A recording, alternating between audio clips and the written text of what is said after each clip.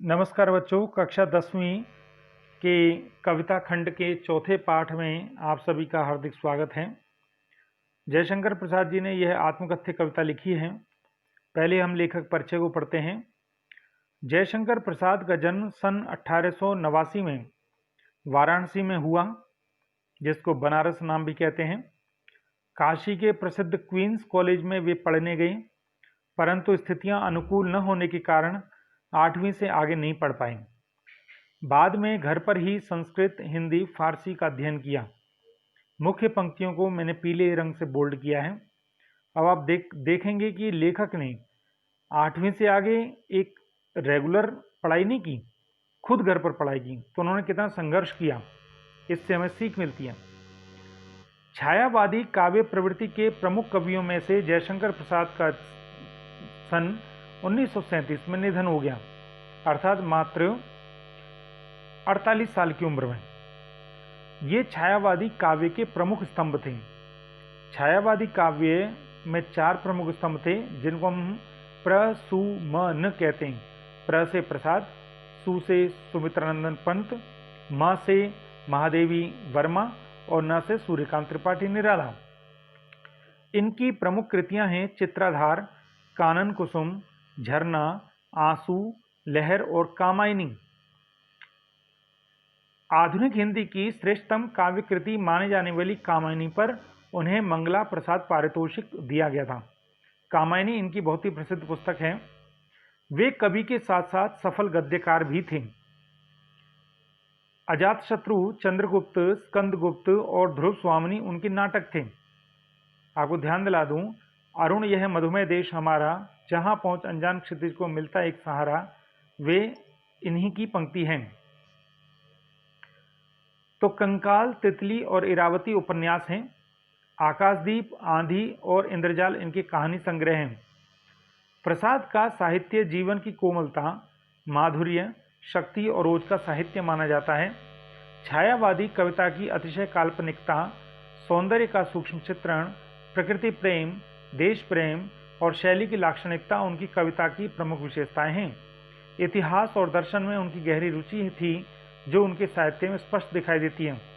बच्चों, इनकी जो देश प्रेम बहुत था इनके अंदर, और भारतीय संस्कृति से इन्हें बहुत प्रेम था, इसलिए इनके काव्य में ये आपको स्पष्ट रूप से कई कई जगह दिखेगा।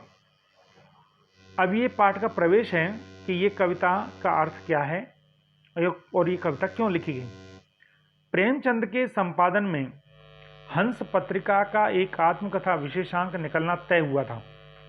मतलब प्रेमचंद जी जब हंस पत्रिका का संपादन करते थे, तो एक तय हुआ कि एक आत्मकथा नाम का विशेष अंक निकालेंगे।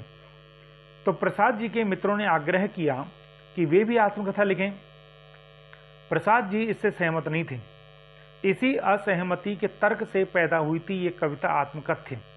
यह कविता पहली बार 1932 में हंस के आत्मकथा विशेषांक में प्रकाशित हुई थी, और इसमें उन्होंने बताया है कि उनके जीवन की कथा एक सामान्य व्यक्ति के जीवन की तरह है।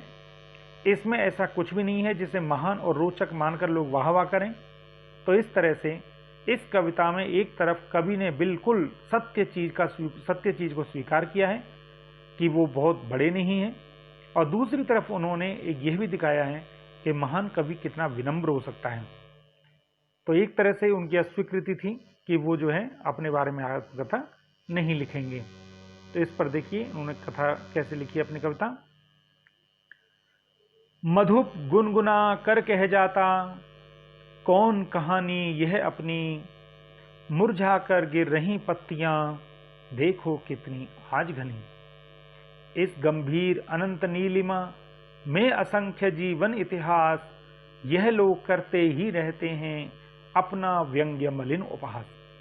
पहले इतना ही देखते हैं। तो लेखक जो है अपने यथार्थ के बारे में भंवरे के माध्यम से कह रहे हैं। मधुप कहते हैं भंवरे को, मधु मतलब शहद, प मतलब पीना, जो शहद को पीता है, फूलों के रस को पीता है। तो लेखक ये कह रहे हैं कि मधुप मतलब मन रूपी जो भंवरा है, वो गुनगुना कर कह जाता, वो गुनगुना कर कहता है अब मेरे मन में, कौन कहानी यह अपनी, वो अपनी कौन सी कहानी मुझे कह जाता है। क्या कहता है वो कि मुरझा कर गिर रही पत्तियां, कि जिन फूलों पर मैं बैठ करके रस पीता हूं आजकल वो पत्तियां गिर रही हैं। देखो कितनी आज घनी, मतलब ये जो घनी पत्तियां हैं आज वो किस तरह से मुरझाकर गिर रही हैं। तो इसका अर्थ ये होगा कि आज जो घनी पत्तियां हैं वो मुरझा करके गिर रही हैं। और क्या कहते हैं, इस गंभीर अनंत नीलिमा में असंख्य जीवन इतिहास। कहते हैं इस गंभीर अनंत मतलब जिसकी कोई अंत नहीं है, नीलिमा मतलब आसमान। तो कहते हैं इस गंभीर और बड़े नीले आसमान में असंख्य मेरी जीवन के इतिहास हैं। और जिस तरह से आसमान में जो तारे हैं वो आसमान का उपहास उड़ा रहे हैं, इसी प्रकार से मेरे बड़े जीवन में ये जो मेरा जीवन का इतिहास है वो भी यह लोग करते ही रहते हैं अपना व्यंग्य मलिन उपहास। कहते हैं ये जो मेरा दुख भरा उपहास करते रहते हैं और मेरे ऊपर व्यंग्य करते रहते हैं। तो कहते हैं जिस प्रकार से रात में तारे आसमान पर व्यंग्य करते हैं कि तुम्हारे जीवन में तो कुछ प्रकाश है ही नहीं, इसी प्रकार से लेखक ये कह रहे हैं कि मेरे जीवन में जो मेरा इतिहास है वो मेरे पर व्यंग्य करता रहता है, मेरे पर हंसी करता रहता है कि तुम्हारे जीवन में कुछ नहीं है। तब भी कहते हो कह डालूं दुर्बलता अपनी बीती, तुम सुनकर सुख पाओगे देखोगे यह गागर रीति। कवि कह रहे हैं तब भी कहते हो कह डालूं दुर्बलता अपनी बीती। तो लेखक कहते तुम तब भी कहते हो कि मैं अपनी बीती कह दूं तुमसे। कहते हैं मेरी जो बीती है वो दुर्बलता है। दुर्बलता मतलब कमी है, मेरे जीवन में दुख है, मेरे जीवन में ऐसा कुछ नहीं है, सबलता कुछ नहीं है, मजबूती पक्ष कुछ नहीं है। तुम सुनकर सुख पाओगे देखोगे यह गागर रीति। तुम्हें ऐसा लगता है कि तुम मेरे बारे में सुन करके तुम्हें सुख मिलेगा, तुम्हें आनंद आएगा कि मेरे जीवन में क्या क्या बड़ी बड़ी घटनाएं हैं। पर कहते नहीं, ये तो मेरा जो जीवन है वो रीति गागर है, खाली एक घड़े की तरह से है जिसके अंदर कुछ नहीं है। मतलब आपको उम्मीद ऐसी है कि इस घड़े में पता नहीं क्या क्या भरा है, मेरे जीवन में क्या क्या अच्छा अच्छा है। कहते पर ये जीवन मेरा खाली है, अर्थात मेरे पास ऐसा कुछ नहीं है जिसे मैं आपको ये बता सकूं कि ये मेरे आत्मकथा है। किंतु कहीं ऐसा ना हो कि तुम ही खाली करने वाले।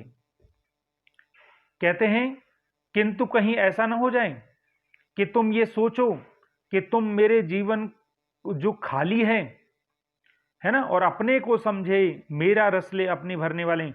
तुम कहीं ऐसा ना हो कि तुम ये समझो कि मेरा जो जीवन है जो खाली है तुम उसको लेकर के उसमें अपना रस अपने जीवन का भर दोगे।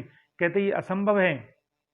अर्थात मेरे जीवन में इतनी निस्सारता है, इतनी नीरसता है कि उसको कोई नहीं भर सकता।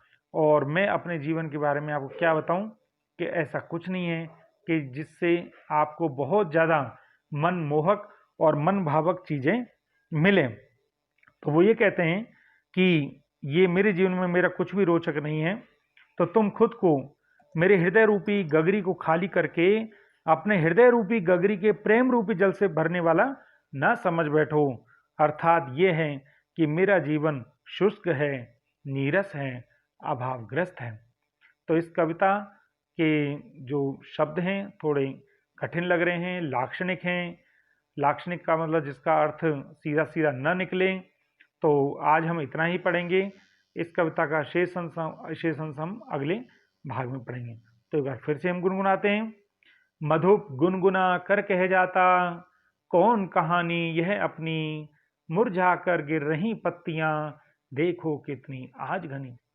इस गंभीर अनंत नीलिमा में असंख्य जीवन इतिहास, यह लोग करते ही रहते हैं अपना व्यंग्य मलिन उपहास। तब भी कहते हो कह डालूं दुर्बलता अपनी बीती, तुम सुनकर सुख पाओगे देखोगे यह गागर रीति। किंतु कहीं ऐसा न हो कि तुम ही खाली करने वाले, अपने को समझो मेरा रस ले अपने भरने वाले। तो आज इतना ही। मुझे उम्मीद है आपको ये वीडियो पसंद आई होगी। पसंद आई हो तो लाइक शेयर सब्सक्राइब अवश्य करें, अपने मित्रों को कहें, और अगर आपका कोई सुझाव हो, आपको कोई शंका समाधान हो तो मुझे सूचित करें। बहुत बहुत धन्यवाद। जय हिंद।